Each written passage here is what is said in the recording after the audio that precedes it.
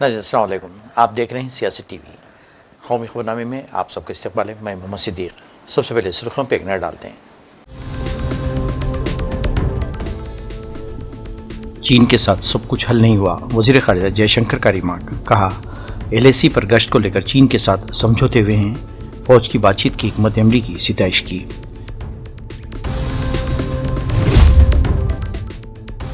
Innovation की दुनिया में हिंदुस्तान एक नया इनकलाब बर्पा करने की राह पर।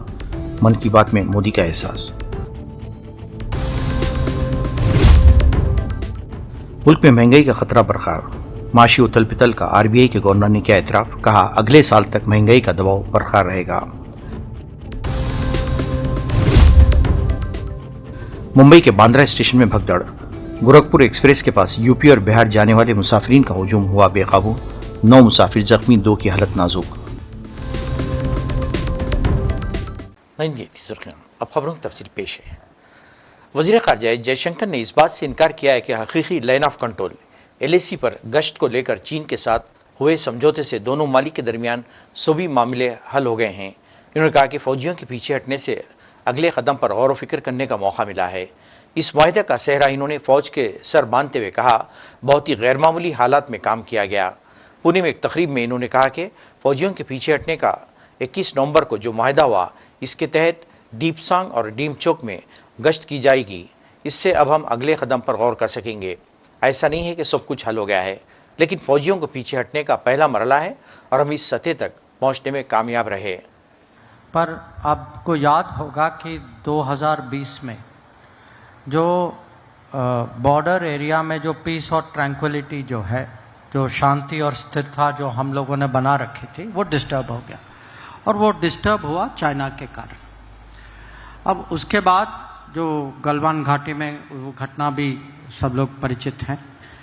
तो हमारी जो नेगोशिएशन जो है उस साल शुरू हुई और इसके मैं कहूँगा अलग अलग 3 भाग हैं। एक तो है जिसको हम डिसएंगेजमेंट कहते हैं। डिसएंगेजमेंट का मतलब ये है कि बॉर्डर में बहुत सारी ऐसी जगह थी where our forces had come very very close to each other. और नॉर्मली बॉर्डर में ये आप करते नहीं है, एक डिस्टेंस रखते so that it is safe, कोई गलती से कुछ हो ना जाए।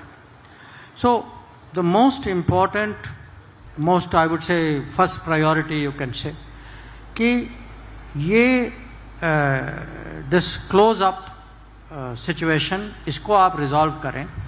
जिसके भी 2 भाग थे।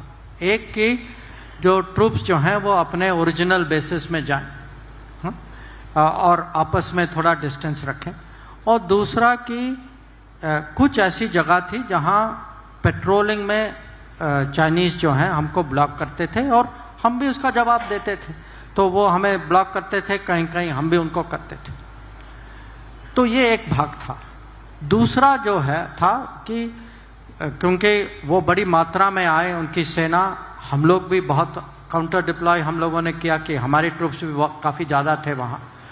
तो और खाली ट्रूप्स नहीं गए, हथियार के साथ गए। तो देयर इज़ जो इसको हम जो है डी एस्केलेशन कहते हैं कि पहला है कि आप थोड़ा डिस्टेंस रखो और पेट्रोलिंग करो, और दूसरा कि जो सेना की संख्या जो है how do you bring it down, and third is border की मैनेजमेंट करो ताकि जो पहले की परंपरा जो थी, पहले की मैनेजमेंट जो थी, उसको कहीं अपडेट करना तो करें बट उसको कीप इट स्टेबल। अब जो 21 अक्टूबर को जो समझौता, जो नई जो सहमति जो बनी थी, यह सहमति इस विषय पे बनी कि 2 जगह थे, देपसांग और देमचोक, जहां हम 2020 के बाद पेट्रोलिंग में हम एक दूसरे को ब्लॉक कर रहे थे और इसमें प्रॉब्लम हो रही थी। तो ये सहमति बनी कि अब जो बाधाएं जो हैं पेट्रोलिंग पर वो निकाले जाएगी and people will, the troops will be able to do the patrolling जो 2020 के पहले जो कर रहे थे। Now this was the I would say the last part of the disengagement, because इसके पहले 3-4 पहले अग्रीमेंट्स हो चुकी थी by which the troops had gone back to their bases. हिंदुस्तानी मईशत में मुसलसिल उथल पुथल जारी है। FII बड़ी तादाद में मुल्क छोड़े हैं। जिसकी वजह से गुज़िश्ता कई दिनों से स्टॉक मार्केट में भी ज़बरदस्त गिरावट देखी जा रही है। महंगाई के आदादोशुमार भी ऊपर की तरफ जा रहे हैं। ताहम RBI के गवर्नर शक्तिकांत दास को यकीन है कि महंगाई पर काबू पाया जा सकता है। उन्होंने कहा कि दुनिया में बहुत से मसाइल चल रहे हैं जिसकी वजह से महंगाई का दबाव है, लेकिन मुल्क में इफरात-ए-ज़र और तरक्की के दरमियान हम आंगी है। हिंदुस्तानी मईशत मजबूत पोजीशन में है। रवा माली साल की चौथी छमाही तक महंगाई पर काबू पा लिया जाएगा। शक्तिकांत दास के मुताबिक मौसम की गैर यकीनी सूरत-ए-हाल और जोग्राफियाई सियासी मसाइल की वजह से महंगाई का आदाद-ओ-शुमार हमारे हदफ 4% से ऊपर चला गया। जनवरी तक मार्च छमाही के दौरान इसमें बेहतरी आएगी। मुंबई में मुनक़िदा मैक्रोवीक से खिताब करते हुए इन्होंने कहा कि हिंदुस्तानी मईशत के इस्तेहकाम और मजबूती ने मॉनेटरी पॉलिसी को कमेटी की शरह सूद के अलावा इफरात-ए-ज़र पर तवज्जो मरकूज़ करने का मौका फराहम किया है। वज़ीर-ए-आज़म मोदी ने कहा कि हिंदुस्तान के एनिमेशन से तैयार मवाद को पूरी दुनिया में पसंद किया जा रहा है। हिंदुस्तान एनिमेशन की दुनिया में एक नया इनकलाब बर्पा करने की राह पर गामज़न है। इतवार को अपने माहाना प्रोग्राम मन की बात में मिस्टर मोदी ने कहा कि आपको वो दिन ज़रूर याद होंगे जब छोटा भीम टीवी पर आना शुरू हुआ था। बच्चे तो इसे कभी नहीं भूल सकते। छोटा भीम को लेकर कितना जोश था। आप हैरान होंगे कि आज ढोलकपुर का ढोल न सिर्फ हिंदुस्तान बल्कि दूसरे ममालिक के बच्चों को भी अपनी तरफ मुतवज्जे करता है। इसी तरह हमारे दूसरे लिमिटेड सीरियल्स कृष्णा, हनुमान, मोटू पतलू के चाहने वाले भी पूरी दुनिया में हिंदुस्तानी एनिमेशन, बिलखुसूस यहाँ की एनिमेटेड फिल्म पर अपना मवाद और तख्लीकी सलाहियतों की वजह से पूरी दुनिया में मशहूर है। आपने देखा होगा कि फ़ोन से लेकर सिनेमा स्क्रीन तक एनिमेशन पर जगह मौजूद है। Chief justice of India DY Chandrachud अगले महीने 10 नवंबर को सुबकदोश होने वाले हैं। उनकी विदाई की सभी तैयारियां मुकम्मल हो चुकी हैं, लेकिन अपनी सुबकदोशी से कबल चंद्रचूड़ मुल्क को सुप्रीम कोर्ट के डिजिटाइजेशन का तोहफा देते हुए जा रहे हैं। अब supreme court round the clock चलता है। मुकदमों की समाअत छोड़कर बाकी सारे काम जैसे कि केस दाखिल होता, कोर्ट फीस, फ़ाइन जमा करना या फिर मामले की जल्द समाअत के लिए सीधे चीफ जस्टिस को ईमेल भेजने के लिए कोई वक्त की हद नहीं है। तारीख पर अदालत में पहुंचकर समाअत में हिस्सा लेना भी ज़रूरी नहीं है। वीडियो कॉन्फ्रेंसिंग के जरिए ऑनलाइन समाअत में हिस्सा लिया जा सकता है। सुप्रीम कोर्ट पेपरलेस हो गया है, सब कुछ ऑनलाइन है। सुप्रीम कोर्ट समेत मुल्क की सभी अदालतों के डिजिटाइजेशन का प्रोजेक्ट काफ़ी दिनों से चल रहा है। डिजिटलाइजेशन का ज़्यादा credit chief justice DY Chandrachud को इसलिए जाता है क्योंकि उनकी मुद्दत कार में ही डिजिटलाइजेशन ने रफ्तार पकड़ी है। कांग्रेस ने मोदी हुकूमत पर आईनी इदारों को तबाह करने का इल्ज़ाम लगाते हुए कहा कि इससे न सिर्फ अखुरबा परवरी और बदउनवानी में इजाफा हुआ है, बल्कि इससे CB जैसे इदारों में भी बेज़ाब्तगियाँ हुई हैं, जिससे मईशत को गहरी चोट पहुँच रही है। लोकसभा में हज़ब इख्तिलाफ के लीडर राहुल गांधी ने एक बयान में कहा कि आईनी इदारों पर हमला सबसे ख़तरनाक है, जिसकी वजह से मुल्क की मईशत में बदउनवानी जड़ पकड़ रही है और मुल्क तरक्की की बुनियाद खोखली होती जा रही है। मुंबई की बांद्रा टर्मिनस पर हफ्ता और इतवार की दरमियानी शब भगदड़ मच गई। इस भगदड़ में 9 मुसाफिर के ज़ख्मी होने की खबर है, जिसमें 2 की हालत संगीन बताई जाती है। ये वाक़या रात देर गए 2 से 3 बजे का बताया जाता है। मुंबई से गोरखपुर जाने वाली ट्रेन जब प्लेटफॉर्म पर पहुंची तो वहां पर लोगों की काफ़ी भीड़ थी। पुलिस भी इस भीड़ को काबू करने में नाकाम रही। लोग ट्रेन में चढ़ने की जल्दबाजी करने लगे, जिससे कुछ गिर पड़े और फिर भगदड़ मच गई। इस हादसे में ज़ख्मी होने वाले लोगों के इलाज को भाभा अस्पताल में दाखिल कर दिया गया है। यह हादसा बांद्रा टर्मिनस के प्लेटफॉर्म नंबर 1 पर पेश आया। बांद्रा गोरखपुर एक्सप्रेस ट्रेन के निकलने का वक्त सुबह 5 बजे था, लेकिन ट्रेन प्लेटफॉर्म पर 3 बजे आकर लग गई।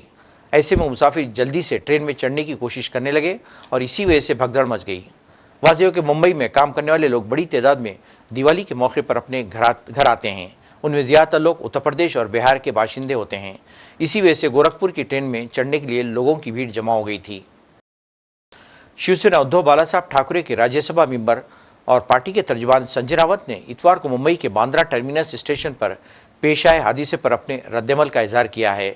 संजय रावत ने प्रेस कॉन्फ्रेंस में कहा कि जब से वज़ीर-ए-आज़म मोदी की हुकूमत इख्तिदार में आई है और अश्वनी विष्णु को दोबारा रेलवे का इंचार्ज बनाया गया है, तब से पूरे मुल्क में 25 से ज़्यादा बड़े रेलवे हादसात हुए हैं, जिनमें सैकड़ों लोगों की जानें गई हैं।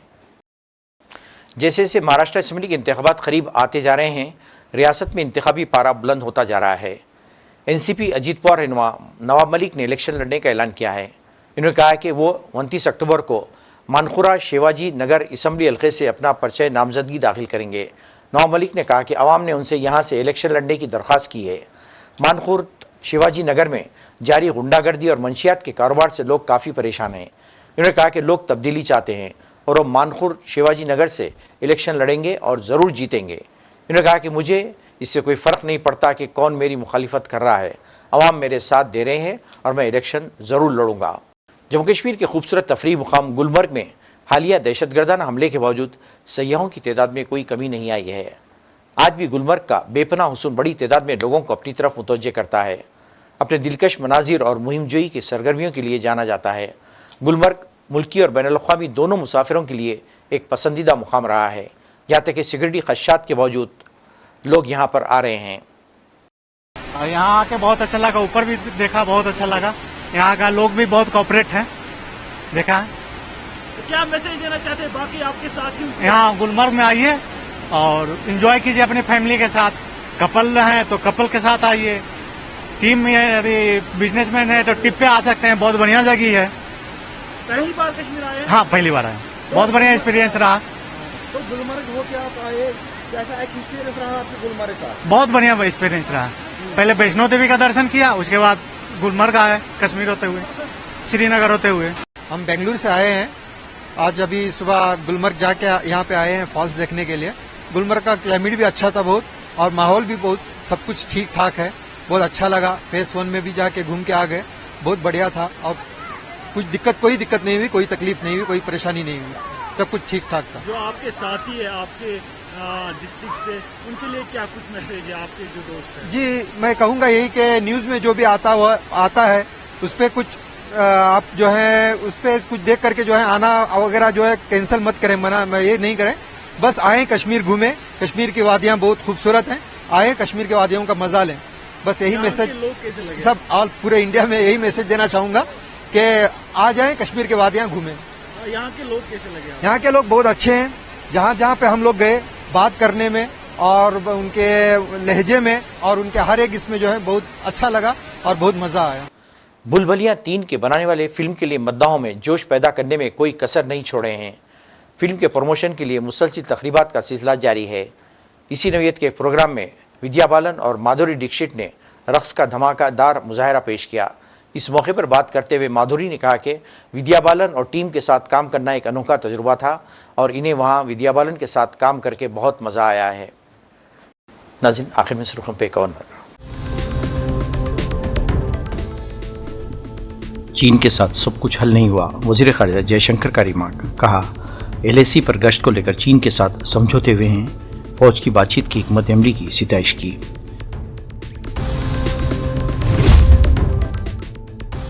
एनिमेशन की दुनिया में हिंदुस्तान ने एक नया इनकलाब बर्पा करने की राह पर। मन की बात में मोदी का एहसास। मुल्क में महंगाई का खतरा बरकरार। माशी उथल पिथल का RBI के गवर्नर ने किया एतराफ। कहा, अगले साल तक महंगाई का दबाव बरकरार रहेगा। मुंबई के बांद्रा स्टेशन में भगदड़। गोरखपुर एक्सप्रेस के पास यूपी और बिहार जाने वाले मुसाफिरीन का हुजूम हुआ बेकाबू। 9 मुसाफिर जख्मी, 2 की हालत नाजुक। नाज़रीन, इसके साथ ही कौमी खबरनामा खत्म होता है। मुझे और सारी सियासत की टीम को इजाज़त दें। अल्लाह हाफ़िज़।